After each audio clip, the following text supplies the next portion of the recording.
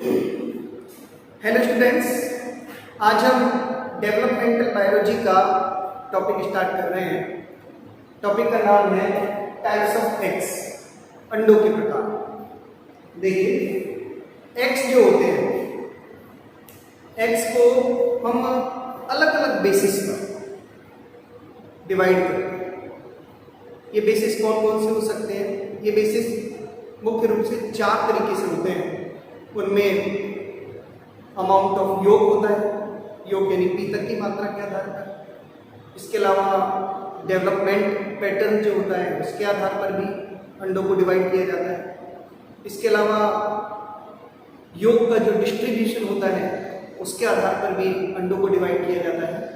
और इसके अलावा अंडों के ऊपर कोई टाइट या हार्ड शेल यानी किसी कवच का निर्माण हुआ है या नहीं हुआ है, कवच अंडा है या नहीं है, इसके आधार पर भी अंडे को विभाजित किया जाता है, उसका वर्गीकरण किया जाता है, उसका क्लासिफिकेशन किया जाता है। तो आज हम चारों तरीके से अंडों को किस तरीके से हम डिवाइड करते हैं, क्लासीफाई करते हैं, उसके बारे में चर्चा कर रहे हैं। एक एक करके देखते हैं। सबसे पहले हम स्टार्ट करेंगे पीतक की मात्रा के आधार पर, अमाउंट ऑफ योग क्या। देखिए, ये हो गया अमाउंट ऑफ योग यानी पीतक की मात्रा के आधार।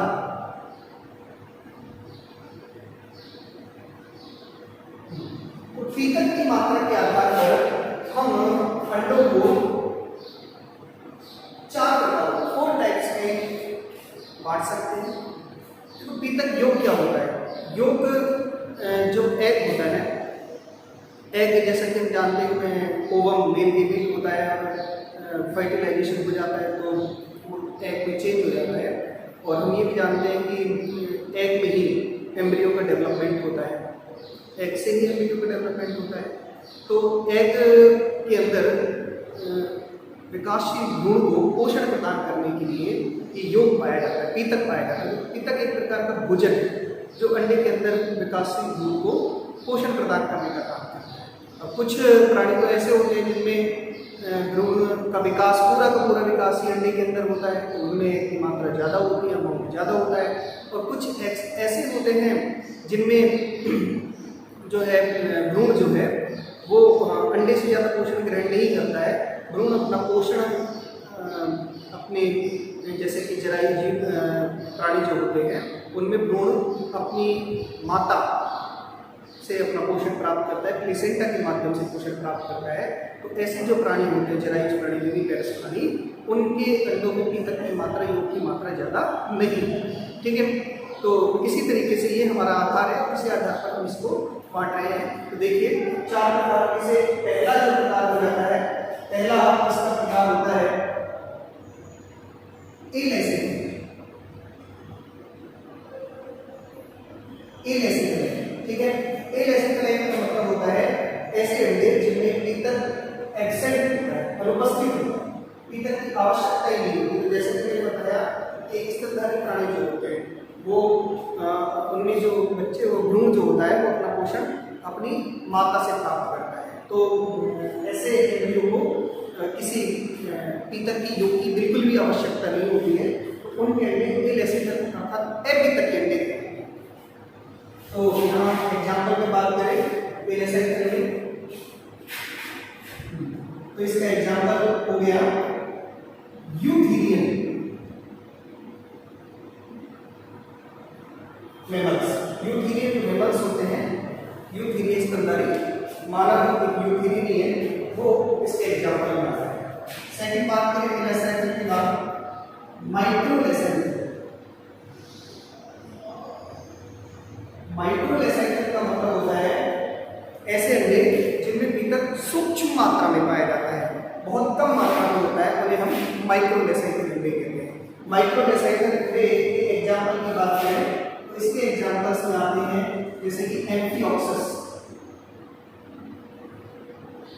एम्फिऑक्सस जो होता है उसका अंडा माइक्रोलेसाइकल होता है। ठीक है, इसके बाद नेक्स्ट एग्जाम्पल लेते हैं, नेक्स्ट टाइप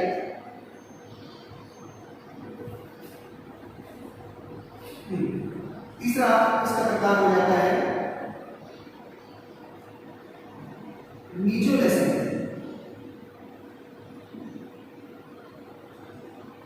मीजोलेसेंटल का मतलब होता है मध्यम। माइक्रोलेसेंटल को कहते हैं सूक्ष्म पीतकी, यानी सूक्ष्म मतलब कम मात्रा में पीतक होता है, और मीजोलेसेंटल को कहते हैं मध्यम पीतकी, जिनमें जो पीतक है वो मध्यम मात्रा में पाया जाता है, ना बहुत कम होता है और ना बहुत ज्यादा।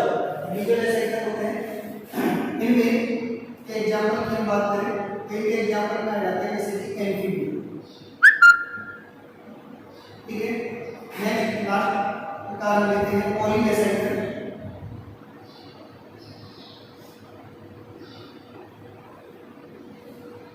इसे मेगालेसेंटल भी कह सकते हैं।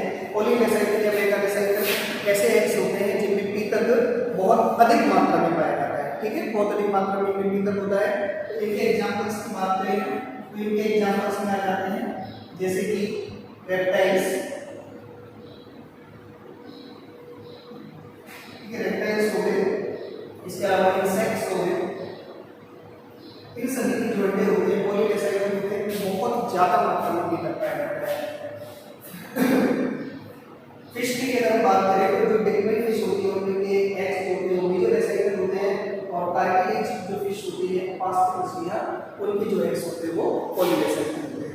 ठीक है, ये तो हो गया हमारा अमाउंट ऑफ योग, यानी पीतक की मात्रा के आधार पर एग्स के प्रकार। नेक्स्ट हम लेते हैं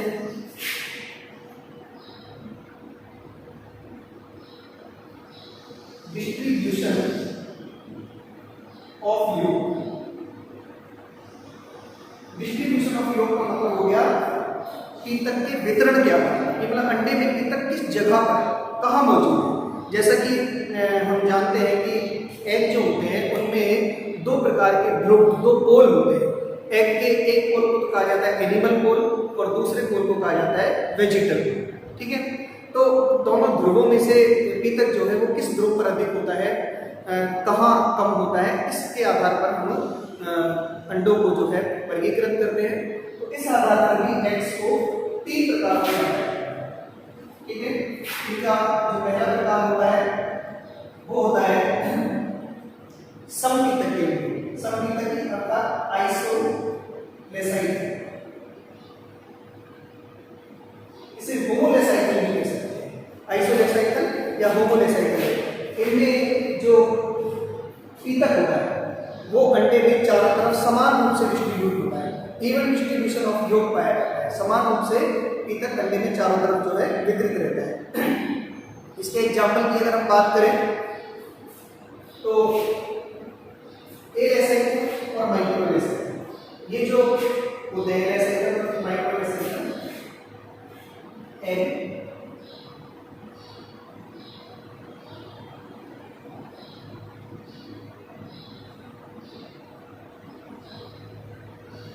ये आइसोलेसाइड है क्योंकि इनमें पीतक होते ही पीतक बहुत कम होता है, तो वो चारों तरफ समान रूप से डिस्ट्रीब्यूट होता है। ठीक है, नेक्स्ट बात करेंगे हम सेकंड टाइप होता है टीलोलेसेंटल।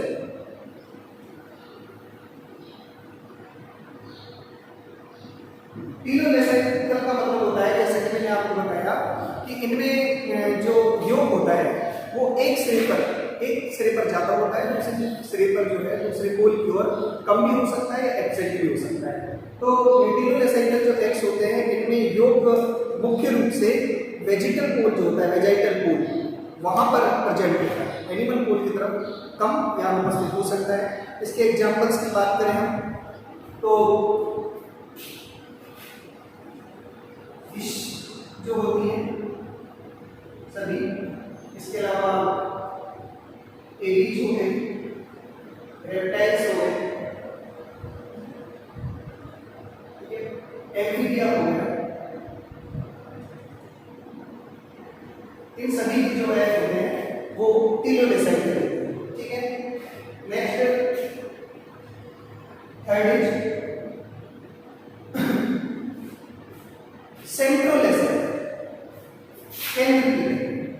सेंट्रोलेसेंटल अर्थात केंद्र पीतक। तो केंद्र पीतक की जो अंडे हैं इनमें जो पीतक होता है वो सेंटर में पाया जाता है, केंद्र में पाया जाता है। ठीक है, इसके एग्जाम्पल्स की अगर हम बात करें केंद्र पीतक के अंडों के, तो इसके एग्जाम्पल्स में आते हैं इंसेक्ट्स। इंसेक्ट्स के जो अंडे होते हैं वो सेंट्रोमेसेंकियल होते हैं। तो ये तो हमारे दो टाइप्स हो गए, अमाउंट ऑफ योग के आधार पर एंड डिस्ट्रीब्यूशन ऑफ योग के आधार पर। इसके बाद जो थर्ड हम बात करने वाले हैं, थर्ड है तीसरा तरीका, वो है डेवलपमेंट के आधार पर, बेसिस ऑफ डेवलपमेंट। ठीक है, बेसिस ऑफ डेवलपमेंट के आधार पर हम एक्स को मुख्य रूप से 2 टाइप्स में डिवाइड करते हैं। 2 टाइप्स में से जो पहला प्रकार होता है वो होता है मोजेक या मोजेक एक्स। ठीक है, मोजेक एक्स। मोजेक एक्स कौन होते हैं? ऐसे अंडे जिनमें भ्रूण का भविष्य पहले से ही डिसाइड हो जाता है। ठीक है, ऐसे अंडे जिनमें भ्रूण का भविष्य है पहले से ही, पहले से मतलब फर्टिलाइजेशन से पहले ही डिसाइड हो जाता है, उन्हें हम मोजेक एग या चूंकि डिसाइड हो जाता है तो डिटरमिनेट एग भी कह सकते हैं।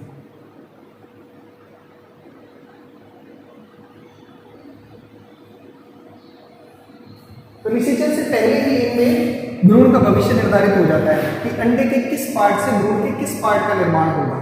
यदि हम सपोज करो फर्टिलाइजेशन के बाद जाइगोट बन गया, अब जाइगोट में फर्स्ट क्लीवेज होता है और 2 टुकड़े बन जाते हैं जाइगोट के। यदि हम एक टुकड़े को हटा देते हैं तो उस टुकड़े से बनने वाले जो ऑर्गन्स है उनका भ्रूण में निर्माण नहीं होगा। ये हमारे यहाँ पर कहने का मतलब है। क्यों? क्योंकि जो एग है उसके किस पार्ट से भ्रूण के किस पार्ट में निर्माण होता है पहले से डिसाइड हो चुका है। तो यदि हम किसी पार्ट को वहां से रिमूव कर देते हैं तो जाहिर सी बात है कि उस पार्ट का निर्माण नहीं होगा। सेकंड बात करते हैं, इसके एग्जांपल की बात कर रहे थे। इसके एग्जांपल्स में एनेलिड्स आ जाते हैं, कुछ मोलस्क आ जाते हैं, निमर्टीन आ जाते हैं, XYZ। सेकंड होते हैं इनडिटरमिनेट,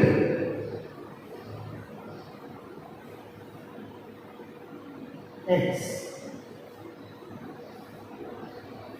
अनिर्धारी अंडे, वो निर्धारी ये अनिर्धारी अंडे, अर्थात जिनमें अंडे से बनने वाले भ्रूण का भविष्य निषेचन के बाद निर्धारित होता है। ठीक है, उसे हम कहते हैं इनडिटरमिनेट एग्स।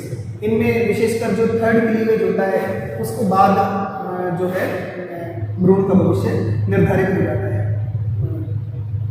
उससे पहले जो है भ्रूण के भविष्य का निर्धारण नहीं होता है कि अंडे के किस भाग से भ्रूण के किस पार्ट का निर्माण होगा, ऐसा निर्धारण निषेचन से पहले नहीं होता है। तो यदि हम जाइगोट में जो फर्स्ट क्लीवेज होता है, तो यदि हम फर्स्ट क्लीवेज के बाद जाइगोट के दोनों टुकड़े जो है उनका अलग अलग परिवर्तन करेंगे तो उनसे 2 अलग अलग भ्रूण का निर्माण हो जाएगा, ट्विंस का निर्माण हो जाएगा। जबकि हमने मोजेक एग की बात की थी कि यदि आप पार्ट्स को अलग कर दोगे तो आधे आधे भ्रूण का निर्माण होगा या पूरे भ्रूण का निर्माण होगा, क्योंकि अंडे के किसी भाग का भविष्य निर्धारित नहीं है। लेट निर्धारण होता है थर्ड क्लीवेज के बाद, पहले से कोई निर्धारण नहीं होता है। ठीक है, तो डेवलपमेंट हो गया। और लास्ट हम बात कर लेते हैं बेसिस ऑफ हार्ड शेल।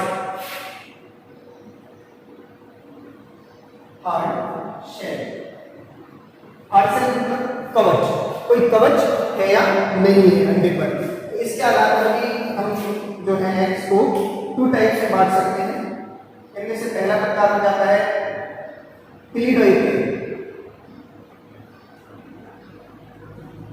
और सेकंड टाइप हो जाता है नॉन क्लीडोइड एग। क्लीडोइड एग मींस होता है ऐसे अंडे जिनके चारों ओर हार्ड शेल, कठोर कवच पाया जाता है, उन अंडों को क्लीडोइड एग कहा जाता है। ठीक है, और जिनमें ऐसा कोई कठोर कवच नहीं होता है उनके अंडों को नॉन क्लीडोइड एग कहा जाता है। ठीक है, तो क्लीडोइड एग की बात करें तो रेप्टाइल्स एविड जो होते हैं, रेप्टाइल्स एंड एविड जो अंडे होते हैं वो ईडल एग होते हैं। आपने देखा अभी पक्षियों में सबसे कॉमन एग्जाम्पल हमारे पास मुर्गी का अंडा है, सभी ने देखा हुआ है। मुर्गी के अंडे को मार्केट में बिकता है, ठेलों पर मिल जाता है। तो हम देखते हैं कि मुर्गी के अंडे के चारों तरफ कवच होता है। आपके घर में भी पक्षी ने अंडे दिए होंगे तो वो भी आप लोग देखे होंगे। इसके अलावा रेप्टाइल्स में बात करें तो आपने छिपकली वगैरह के अंडे देखे होंगे, तो वो कवच युक्त अंडे होते हैं। नॉन फीडर एग की बात करें तो नॉन फीडर एग्स जो होते हैं इनमें एम्फीबियंस प्राणियों के एग आ जाते हैं। मैमेलिया जो है, मैमेलियन एग जो होते हैं वो भी, फिशेज के जो एग हैं वो भी, ये सारे नॉन फीडर एग होते हैं। इनके चारों तरफ किसी प्रकार का कोई हार्ड सेल जो है वो नहीं पाया जाता है। तो ये आज का हमारा टॉपिक था, क्लासिफिकेशन ऑफ एग्स। आज के लिए इतना ही, थैंक यू।